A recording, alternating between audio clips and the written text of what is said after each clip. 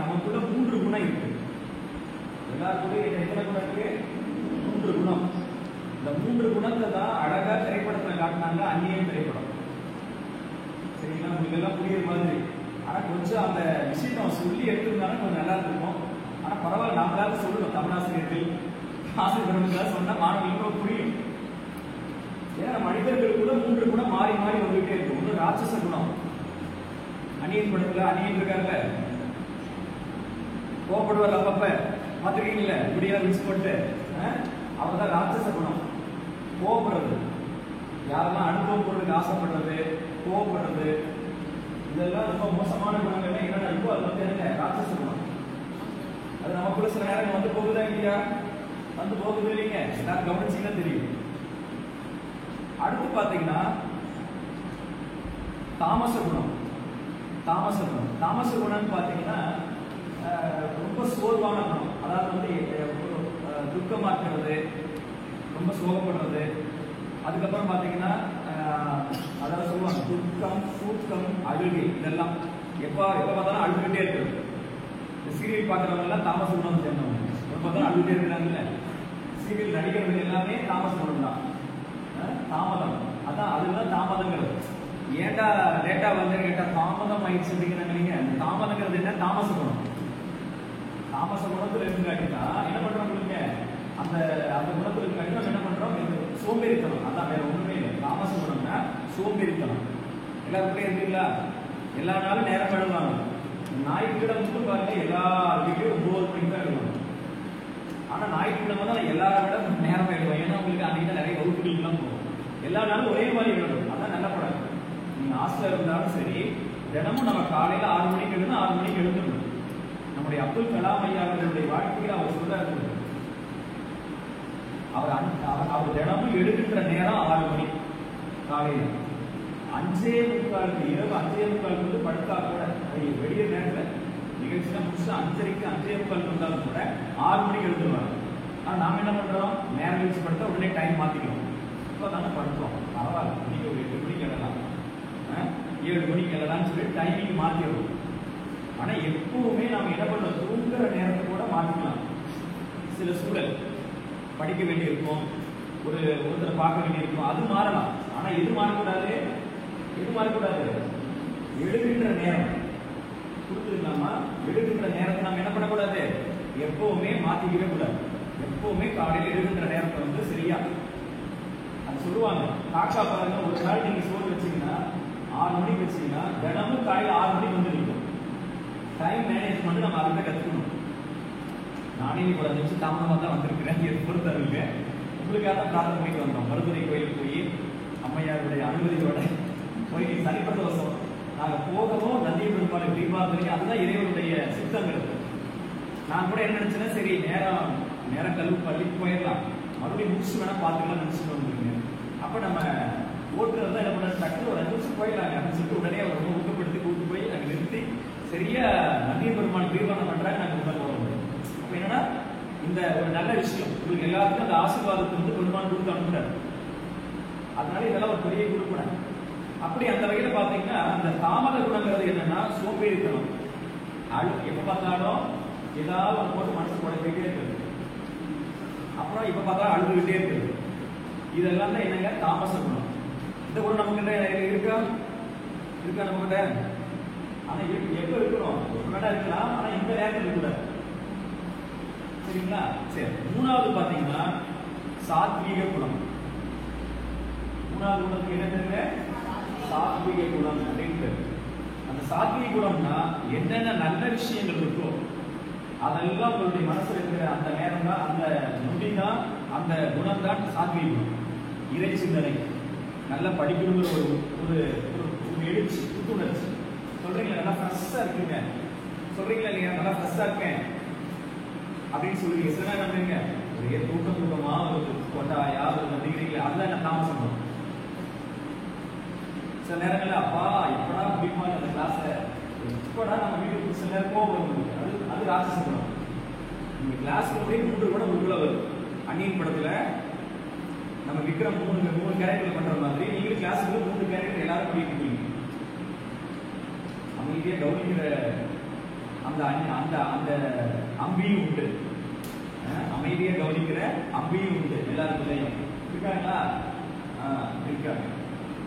அப்புறம் ஏதோ ஒரு மயக்கத்துல சொல்லுவாங்க, காலையில வந்த உடனே பாத்தீங்கன்னா உண்ட மயக்கம் தான், கொஞ்ச நேரம் பசி மயக்கம் தான், மறுபடியும் மதியானம் வந்து அதே மாதிரி உங்களுக்கு உண்ட மயக்கம், அப்புறம் போற நேரத்துல பசி மயக்கம். இதுக்கடையில வேற மயக்கம் நிறைய மயக்கம் கல்லூரி மாணவர்கள் எல்லாம் வந்து போகும்.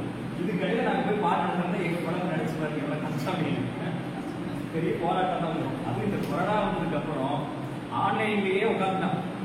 ஆன்லைன் என்ன பண்றது, கிளாஸ் வந்து ஆன் பண்ணி விட்டுட்டு என்ன பண்றது, அட்டென்ட் சொல்ற போது வந்து வீடியோவை ஆன் பண்ணிட்டு மற்ற நேரம் ஆஃப் பண்ணி வச்சுட்டு இங்கேயே இருந்தே பழகி போச்சு.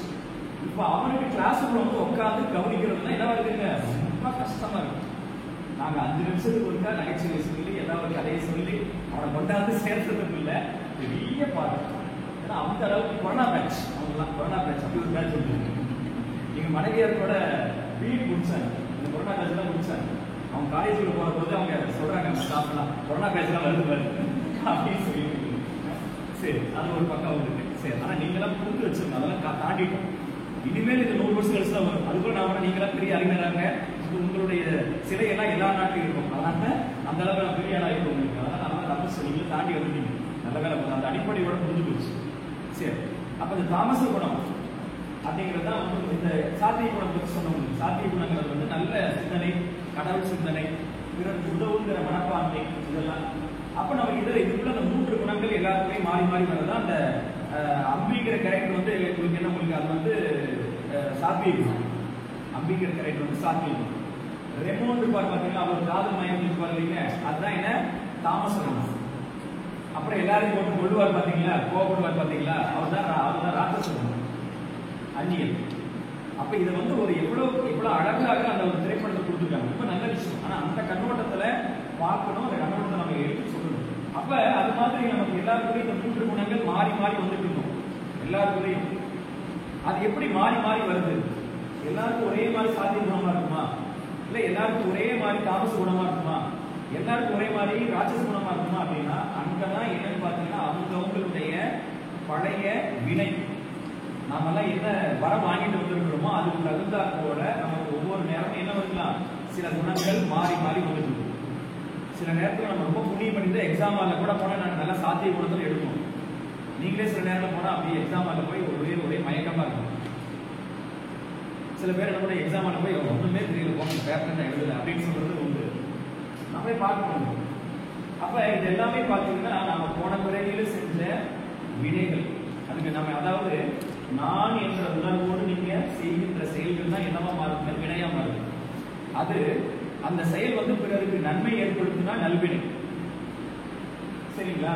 பிறருக்கு துன்பத்தை ஏற்படுத்தினா அதுக்கு பேர் என்னங்க, தீவினை, சரிங்களா? இப்ப நீங்க என்ன பண்றீங்க, ஒருத்தர் மருத்துவமனை போகணும்னு சொல்றாங்க, அவங்க நீங்க கார் உட்கார சொல்லி ஏகமா ஓடிட்டு போறீங்க. அப்படி ஓடிட்டு போற போது அவங்க கூட்டிட்டு போறீங்க, அது ஒரு நல்வினை. ஆனா வேகமா ஓட்டிட்டு போற போது என்ன பண்றீங்க, ஒரு நாய் மாதிரி இடிச்சு போறீங்க, அது என்னதான் மருந்து தீவினை மாதிரி. இப்படிதான். அப்ப நம்ம செய்கின்ற செயல் பிறருக்கு என்ன பாதிப்பை ஏற்படுத்துது, நல்லதா ஏற்படுதா கெட்டதை ஏற்படுத்துதா? நல்லதை ஏற்படுத்தினா அது வந்து நல்வினை, கெட்டதை ஏற்படுத்தினா தீவினை. அந்த நல்வினை என்னவா போய் பதிவாகும் அப்படின்னு பாத்தீங்கன்னா பாவம். அப்படி நல்வினை வந்து புண்ணியம் பதிவாகும், நல்வினை வந்து புண்ணியம் பதிவாகும். தீவினை என்னவா பதிவாகும், பாவம் பதிவாகும்.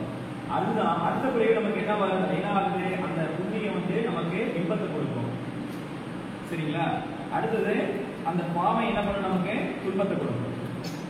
நீங்க எல்லாம் போன பிறகு செஞ்ச புண்ணியம் தான் நம்ம இன்னைக்கு எங்க படிக்கணும், அகத்தியர் அகாடமின்னு சொல்லிட்டு ஒரு நல்ல ஒரு ஆன்மீக சூழல் இருந்த, ஒரு இயற்கை சூழல் இருந்த ஒரு நல்ல இடத்துல நம்ம படிக்கணும். பொதுவாகவே நமக்கு எப்பவுமே இருக்க வேண்டிய குணம் எது, சாத்திய குணம் தான் எப்பவுமே இருக்கணும். தூங்கும் போது தாமர குணத்துக்கு போயிடணும். நீங்க தூங்கும் போது ரொம்ப சாத்திய குணமா ரொம்ப யோசிச்சு தூக்கம் வராது. சில பேருக்கு படிக்கப்பட்ட உங்களுக்கு நீங்க நாளைக்கு எக்ஸாம், சில வேற ஏதாவது ஒரு முக்கியமான விஷயம் நாளைக்கு நடந்து வச்சுக்க, ரொம்ப போட்டுக்க திட்டம் போட்டே இருந்தாலும் வச்சுங்க, என்ன பண்ணாது, தூக்கம் வராது. அப்ப தூங்க வேண்டிய நேரத்தில் நம்ம தாமசிக்கணும், கண்டிப்பா நமக்கு வேணும். அப்ப அதை பயன்படுத்தலாம். மற்றபடி காலையில எழுகின்ற போது படிக்கின்ற போது, தேர்வு எழுதுற போது, எல்லா விஷயத்துக்கும் நமக்கு என்ன தேவை? சாத்வீக குணம். அதுக்கு தான் நம்ம இந்த சாத்வீக குணத்தை வந்து அதிகரிக்க செய்யறதுக்கு தான் நம்ம என்ன பண்றோம்னா இந்த மாதிரி வகுப்புகள் எல்லாம் வைக்கணும். இந்த மாதிரி வகுப்புகள் எல்லாம் வச்சு உங்களுடைய சிந்தனைகள்லாம் நல்ல இறைச்சித்தனையோடு இருந்தா நம்ம என்ன பண்ணுவோம்? உங்களுக்கு எப்பவுமே சாத்வீக குணத்தோடு இருக்கலாம். புரிஞ்சுங்களா உங்களுக்கு? சரி, அப்ப அந்த கோயிலுக்கு வரவங்களுடைய எண்ணங்கள் இருக்கு பாத்தீங்களா, எல்லாருடைய எண்ணமும் என்னவா இருக்கணும்? சாத்வீக குணமா இருக்கணுங்கிறதுக்காக தான் இந்த மகனம் சொல்லுவாங்க. ஏன்னா ஒவ்வொருடைய மனசு எங்கேயும் போயிட்டு இருக்கும். கோயிலுக்கு போயிருப்பாங்க, ஒரு திரைப்படத்துக்காக பாத்துருக்கீங்களா, சாமி கூட வந்திருப்பாங்க, அப்பா என் ஜெருப்பு பத்திரமா காப்பாத்து அம்மா தாயே அப்படின்னு ஒரு அம்மா சாமி கொடுத்துருக்கோம்.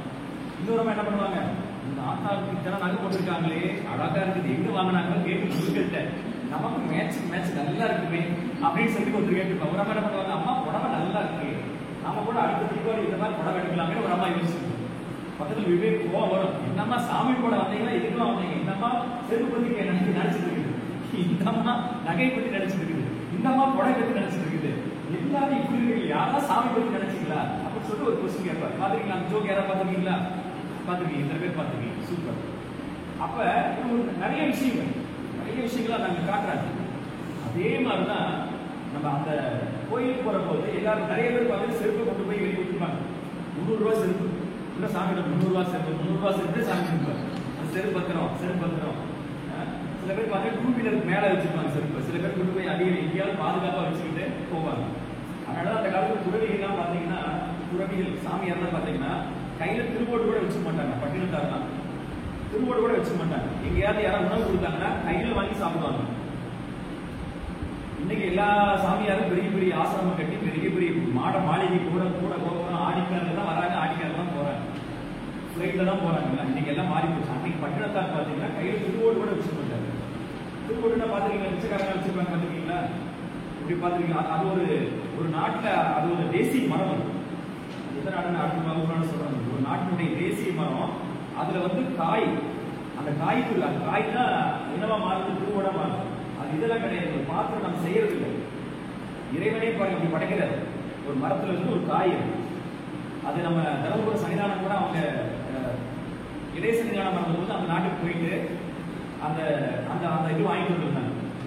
அப்ப பெரியசாமி கேட்டாங்க, எப்ப வெளிநாடு போனாலும் ஏதாவது கொண்டாந்து கொடுப்பேன், ஏதாவது வெளிநாடு போயிட்டு எப்படி கொடுக்குறீங்கன்னா, இவரு சாமி கொண்டாந்துருக்கேன், அது உங்களுக்கு எப்படி திருவோட கொடுக்கறது சங்கடமா இருக்கு அப்படின்னு சொல்லி சிரிச்சுட்டு கொண்டு கொடுத்தாரு அவங்க. அப்ப அது மாதிரி பட்டினத்தார் திருவோட கூட வச்சுக்க மாட்டாங்க. ஏன் அப்படின்னா, எங்கேயாவது போன நம்ம என்ன பண்ணுவோம், திருவோட கொண்டு எங்கடா வைக்கிறதுன்னு யோசிப்போம். அதை பத்திரப்படுத்துகிற எண்ணம் வரும். அந்த எண்ணம் வந்து நம்ம என்ன பண்ணுவோம் இருக்குங்க, அந்த பற்றற்ற உள்ளம் போயிடும். நம்ம அந்த திருவோட பற்று வந்துருச்சுன்னா அதுக்கு ஒரு பிறகு வருமா உங்களுக்கு துறவினா அவங்களுக்கு வெள்ளி பூஜா, தங்கம், வைரம் அப்படிங்கிற அந்த பொருள் மீது நமக்கு ஒரு வியப்பு வரக்கூடாது. இதைத்தான் நமக்கு திருமுறையில சொல்றாங்க. என்ன சொல்றாங்க தெரியுங்க? திருமுறையில தேவாரத்துல பெரிய புராணத்தை சொல்றாங்க சேக்கிழார், ஓடும் செம்பொன்னும் ஒக்கவே நோக்குவார். திருவோட்டை பார்க்கிறவங்க என்ன எப்படி பார்ப்பாங்க? ஒரு சாதாரண திருவோட்டு. அதே மாதிரிதான் நகையும் அந்த செம்பொன்னையும் பார்ப்பாங்க.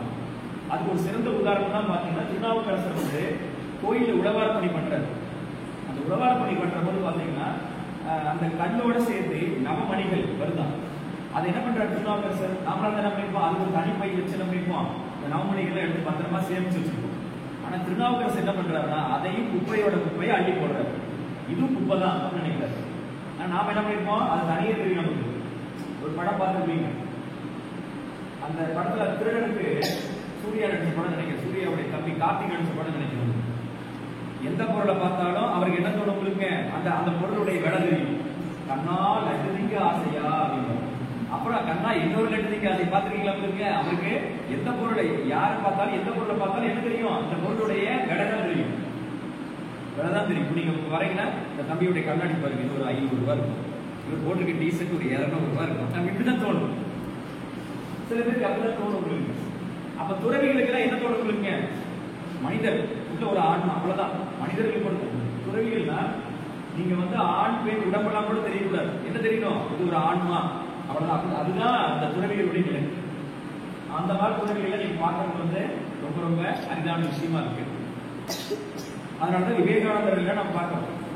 விவேகானந்தர் வந்து வெளிநாட்டுல போய் இருந்த போது ஒரு அம்மையார் வந்து என்ன பண்றாங்க, விவேகானந்தர் சந்திச்சு, அதாவது உங்களை நான் திருமணம் செய்து கொள்ளலான்னு இருக்கிறேன், அப்படின்னு சொல்லி விவேகானந்தர் சொல்றாரு. விவேகானந்தர் அம்மா சொல்றாங்க. அவர் கேட்கிறார், ஏமா அப்படின்னு கேட்கறோம்னா, உங்களை மாதிரி ஒரு நல்ல ஞானமுடைய குழந்தை எனக்கு பிறக்கணும் அப்படின்னு சொல்லி கேட்ட உடனே என்ன பண்றாருங்க, அதுக்கு ரொம்ப நாள் ஆகுமா, இப்பவே எனக்கு குழந்தைய எடுத்துக்கங்க அப்படின்னு விவேகானந்தர் சொன்னார்.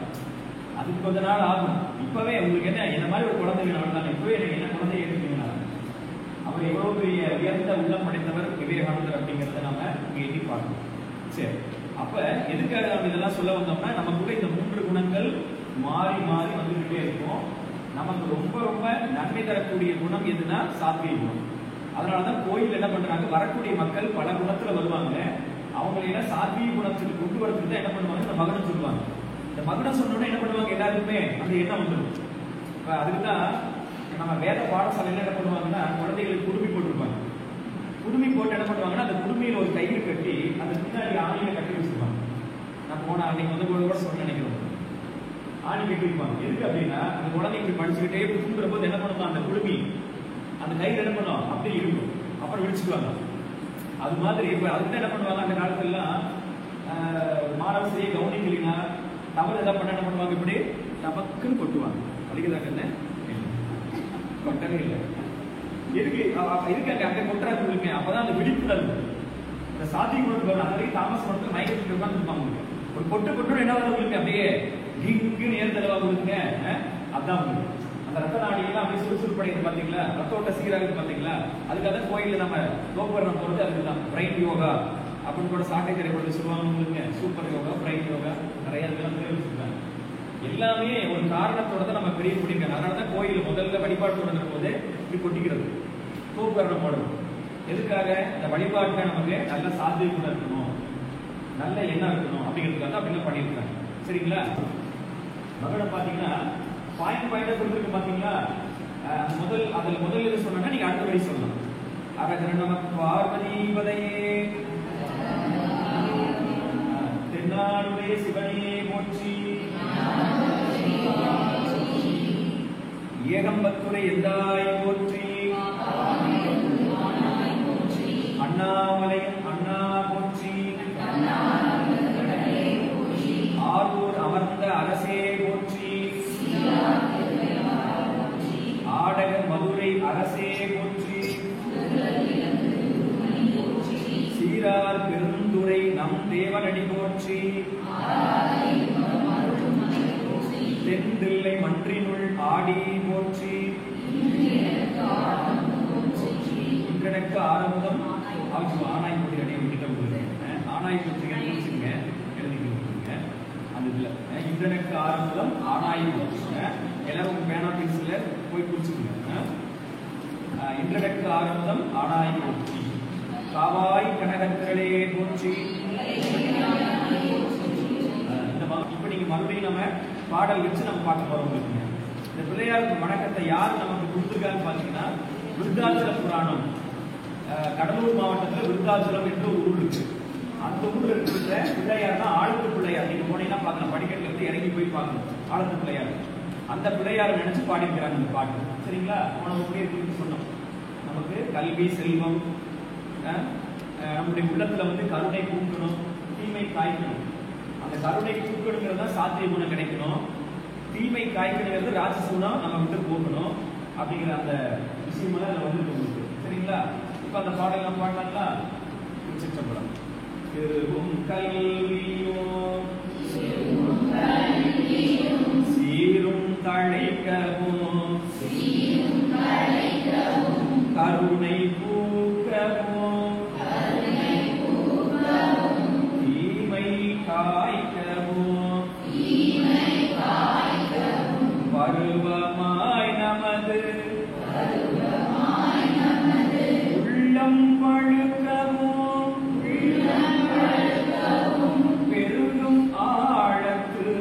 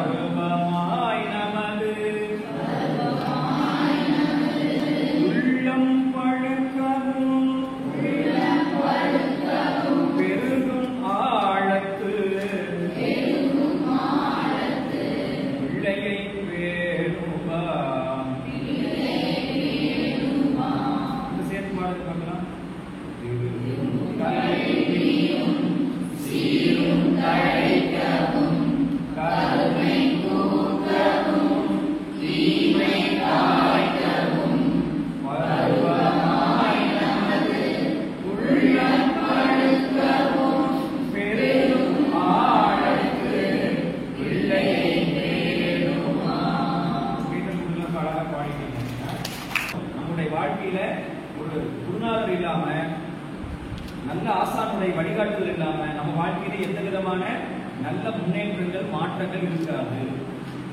சரிங்களா? ஆனா கண்டிப்பாக நமக்கு நல்ல ஆசான் நல்ல குருநாதர் நமக்கு எல்லாருக்குமே கிடைக்கும்.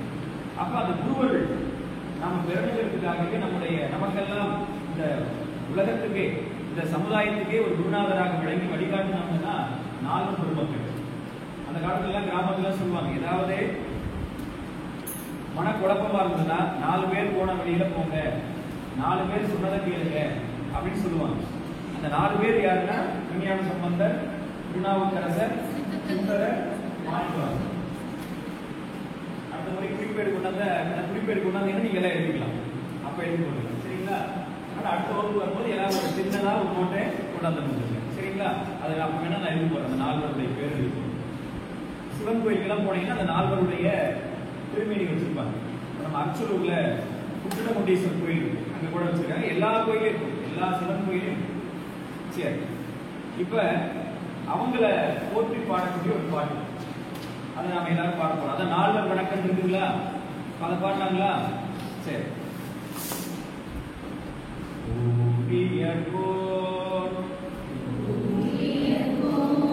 வெப்பொழித்த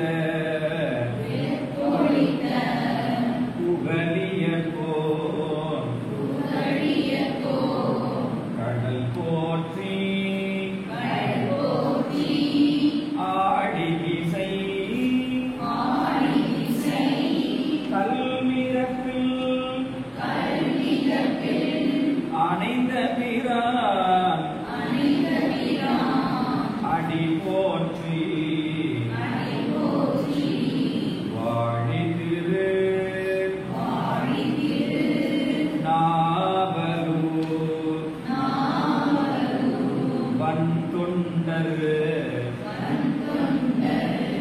பதம் போற்றி கூடிமணி திருவாத ஊரத்திரு தாழ் போற்றி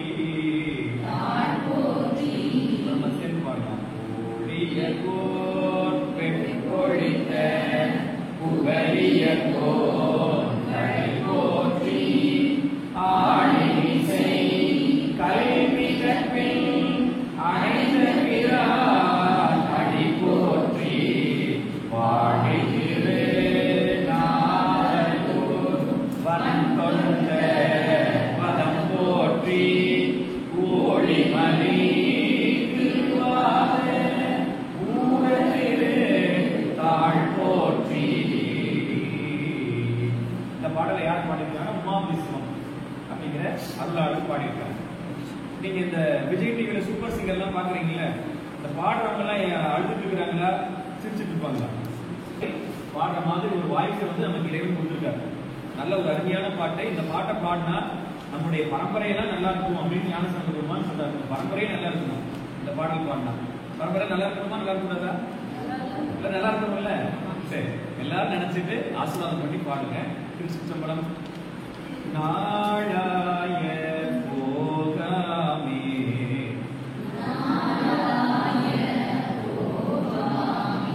நஞ்சனியும் கண்டனுக்கு ஆளாய அன்பு செய்வோம் மடனெஞ்சே அரண்நாமம் கேடாய் நம் கிளை கிடைக்கும் கேடுபடா திறம் அருளி ஓடாய நீக்கும் அவன் ஓடிலியும் பெருமானே பண்ணமா நாடாய போகாமே நஞ்சனியும் கண்டனே ஆடாய